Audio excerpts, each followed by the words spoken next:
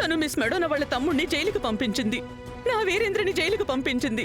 కానీ ఇప్పుడు విషయం తన తమ్ముడి వరకు వచ్చేసరికి అందరి దగ్గర నుంచి ఈ నిజాన్ని దాచిపెట్టేసింది. తప్పు చేసిన తన తమ్ముడికి అండగా నిలబడింది. ఎంత కుటిల బుద్ధో కదా ఈ అక్క తమ్ముళ్ళిద్దరిది.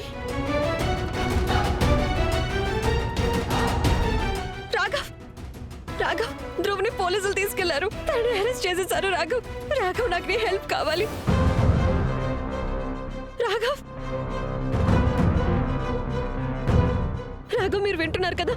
పోలీసులు ధ్రువ్ని తీసుకువెళ్ళిపోయారు. ప్లీజ్ నాకు హెల్ప్ చేయండి. నాకు మీ హెల్ప్ కావాలి. ఇప్పుడు తను చాలా ఏడుస్తున్నాడు. తను జైలుకి వెళ్ళిపోయాడు. అందులో తప్పే ఉంది.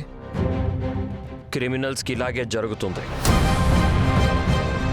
ఏంటి అసలు నువ్వేమనుకుంటున్నావు? నీ తమ్ముడు ఇలాంటి పని చేసిన తర్వాత నేను అతన్ని కాపాడడానికి అండగా ఉంటాననే? రాఘవ్, ధ్రువ్ నా తమ్ముడు. అయితే అతనికి ఏ నేరమైనా చేసే లైసెన్స్ ఉన్నట్టా ఏంటి? లేదా అతను చేసింది క్షమించేయాలా?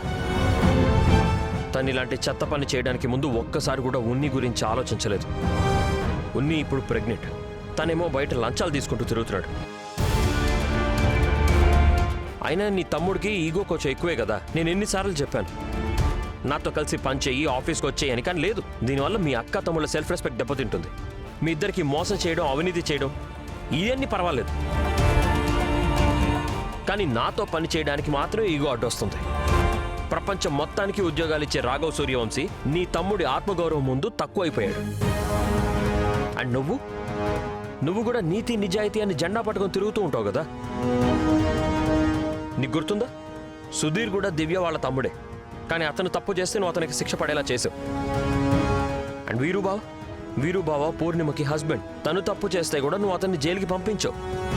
కానీ ఇప్పుడు నీ తమ్ముడు విషయం వచ్చేసరికి నువ్వు ఎందుకు ఇలా ఎమోషనల్ అయిపోతున్నావు? అతను తప్పు చేశాడు కాబట్టి అతనికి శిక్ష పడి తీరాలి.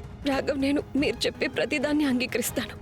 ధ్రువ్ తప్పు చేశాడు, తనకి శిక్ష పడి తీరాలి. నేనేమి వెనకేసుకు రావడం లేదు, కానీ ఇలాంటి శిక్ష అయితే పడకూడదు కదా. ఇలా అయితే కృంగిపోతాడు కదా. అయితే క్రిమినల్స్కి ఏం శిక్ష పడాలో అది నిన్ను అడిగి వేయాలంటావా? ధ్రువ్ క్రిమినల్ కాదు. తను ఏం చేసినా సరే తప్పనిసరి పరిస్థితుల్లోనే చేశాడు. ఎన్ని కష్టాలు వచ్చి పడ్డాయో మీకు తెలియదు. తను ఆ క్షణంలో తప్పనిసరి పరిస్థితుల్లో ఆ తప్పు చేయాల్సి వచ్చింది, అంతే. నీకు తెలుసా, నేరం చేసిన ప్రతి మనిషి కూడా తప్పనిసరి పరిస్థితుల్లో చేస్తాడు. ఒకరి తల్లి హాస్పిటల్లో ఉంటుంది, లేదా పిల్లలకి ఫీజు కట్టాలని.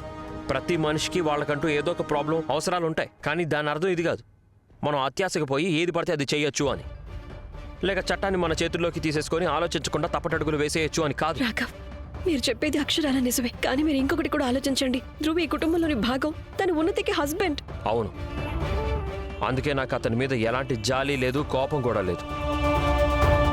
నీ తమ్ముడు కష్టపడకుండా రాత్రికి రాత్రే లక్షాధికారి అయిపోవాలనుకున్నాడు. నా చెల్లి జీవితాన్ని నాశనం చేశాడు. తన బిడ్డ ఇంకా పుట్టనే లేదు, తన మీద ఒక క్రిమినల్ బిడ్డ అనే నింద పడిపోయింది. అయినా నీకు తెలుసు కదా, నుదుటి మీద క్రిమినల్ బిడ్డ అనే మచ్చ ఎలా ఉంటుందో, అది ఎంత బాధగా ఉంటుందో. అండ్ ధ్రువ్కి ఈ విషయం తెలుసు, అయినా సరే తను ఈ పని చేశాడు. సో నేను చెప్పేది జాగ్రత్తగా విను.